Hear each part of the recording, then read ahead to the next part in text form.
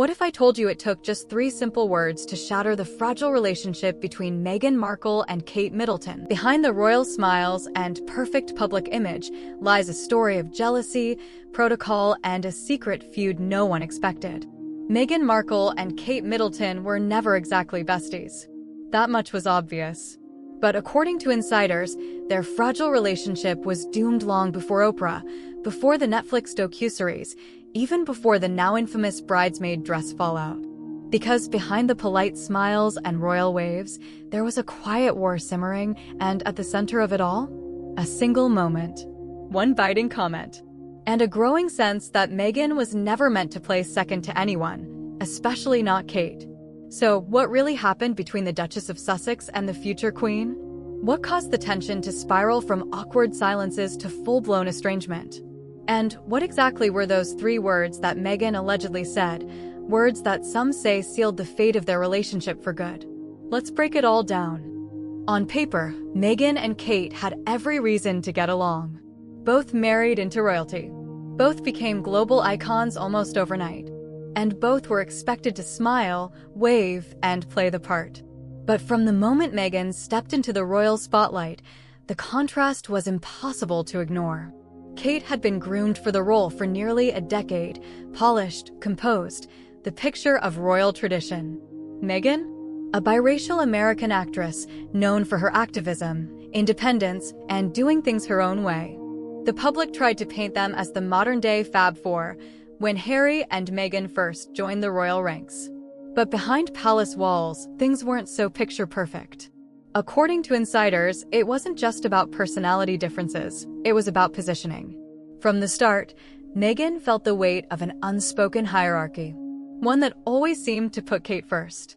And that frustration allegedly boiled over in a now infamous moment in 2019. Meghan, reportedly irritated after being passed over in favor of Kate for access to a top designer's new collection, snapped back with just 3 words that stunned those around her. "She's not even queen." It wasn't just a dig, it was a declaration. A rare moment where Meghan let the pressure show. In that sentence, you could hear the tension, the resentment, the sense that no matter what she did, she would always come second. And that moment? It didn't just sting. It set the tone for everything that came next.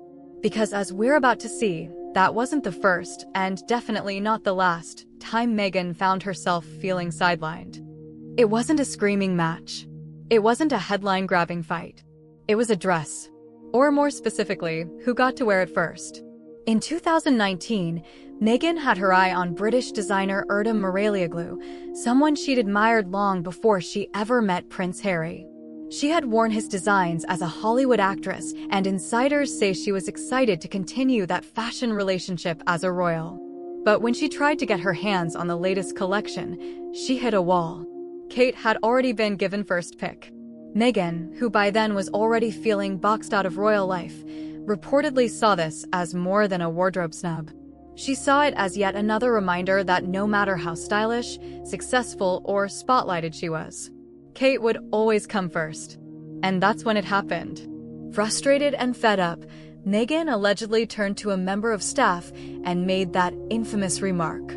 "She's not even queen." 3 words. No shouting. No meltdown. Just a quiet slice of resentment that revealed everything.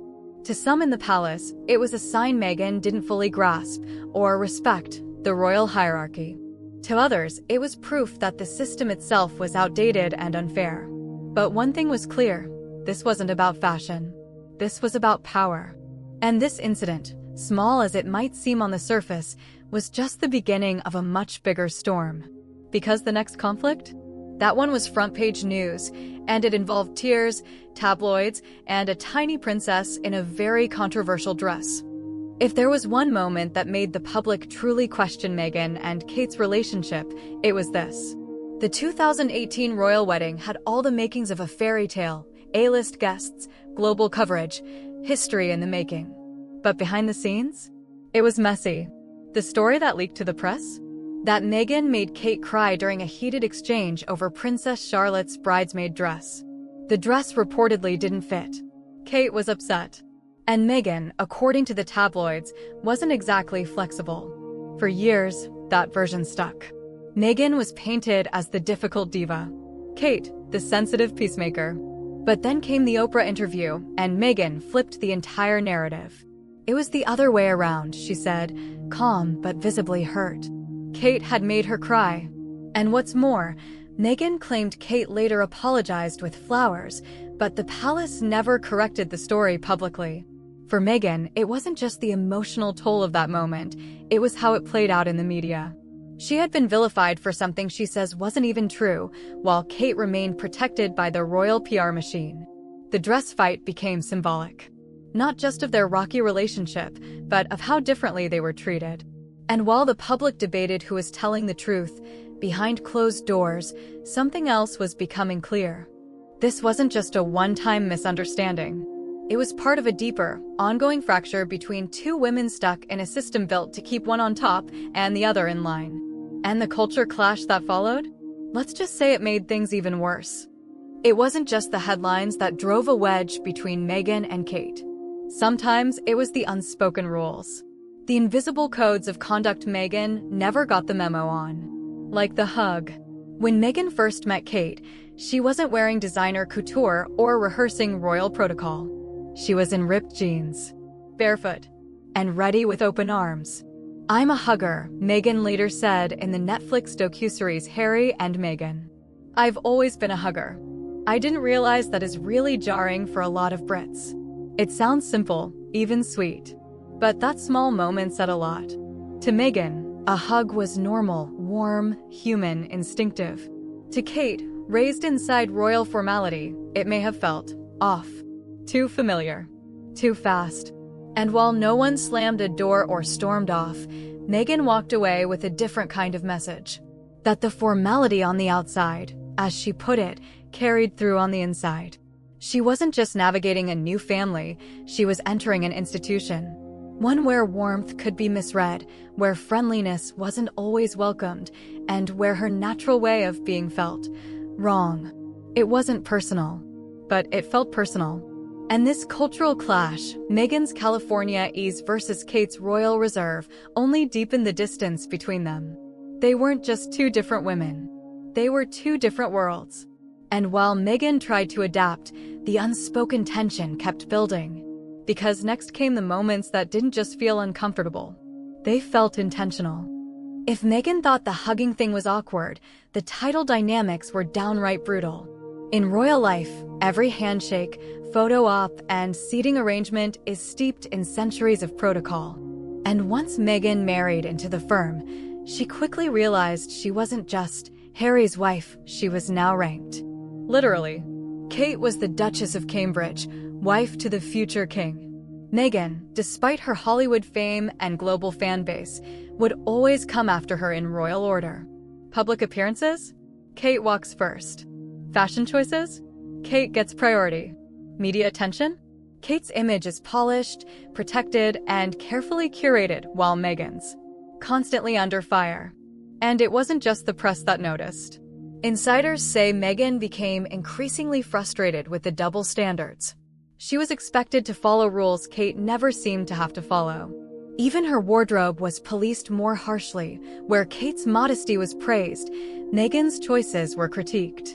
Then came the Erdem incident, the designer drama we covered earlier, and Meghan's frustration finally broke through. She's not even queen. It wasn't just fashion envy.